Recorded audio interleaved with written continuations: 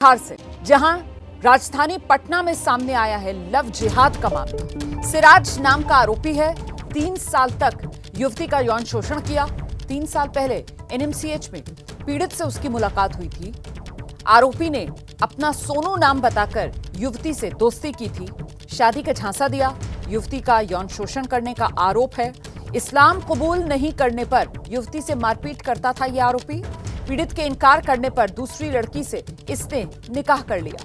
पीड़ित ने आरोपी के खिलाफ पुलिस में शिकायत दर्ज कराई है।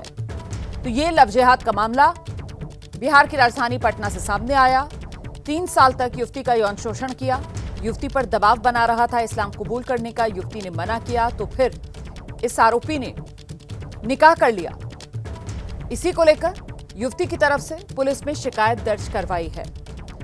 अपना नाम बदलकर, छिपाकर, सोनू बताकर इस युवती को प्रेम के जाल में इस शख्स ने फंसाया था। हम सीधे आपको लेकर चलेंगे। हमारे साथ हमारे सहयोगी आर्यन इस वक्त मौजूद हैं। जरा आर्यन से जानते हैं, आर्यन, गिरफ्तार कर लिया गया इस आरोपी को? फिलहाल गिरफ्तारी नहीं हुई है और जो मामला निकल कर सामने आया, युवती ने जब अपनी शिकायत कई थानों में उनको घुमाया गया और आखिरकार महिला थाना में इस मामले को दर्ज किया गया। वो भी डीजीपी से जब युवती मुलाकात करती हैं, डीजीपी द्वारा महिला थाने को आदेश दिया जाता है, तो जो मामला है वो दर्ज होता है। और अब इस पूरे मामले में आगे जो कार्रवाई है वो की जा रही है। तमाम जो पहलू आप कह रहे हैं कि कई थानों में घुमाया गया, मतलब पीड़िता कब से कोशिश कर रही थी कि वो इस मामले में अपनी शिकायत दर्ज करवा दे?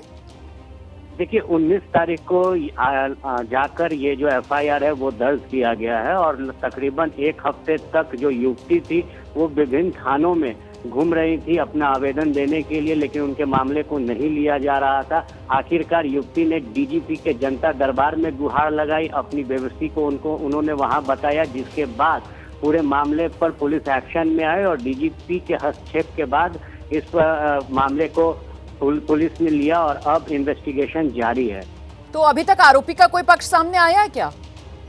नहीं, आरोपी की तरफ से अभी तक कोई पक्ष सामने नहीं आया।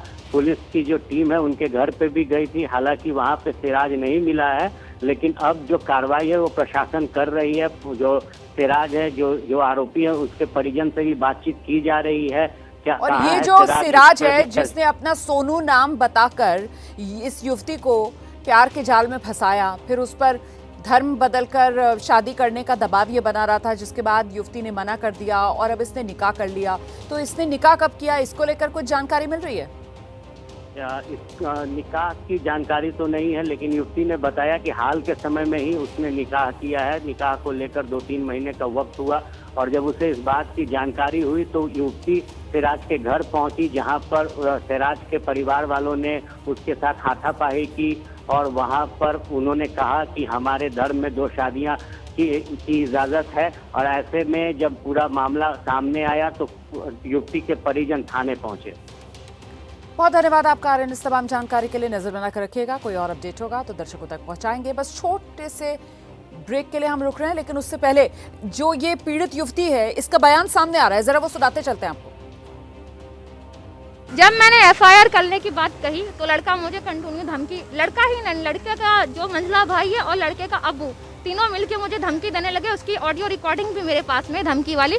और यहाँ तक कि लड़के ने मुझे 3 दफे जान से मारने की कोशिश की और 1 बार किडनैप करने का कोशिश किया है।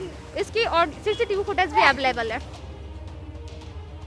तो पूरे सबूतों के साथ ये जो पीड़ित युवती है वो सामने आई है। हम छोटे से ब्रेक के लिए यहाँ पर रुक रहे हैं, फौरन लौट रहे हैं, रहिए हमारे साथ।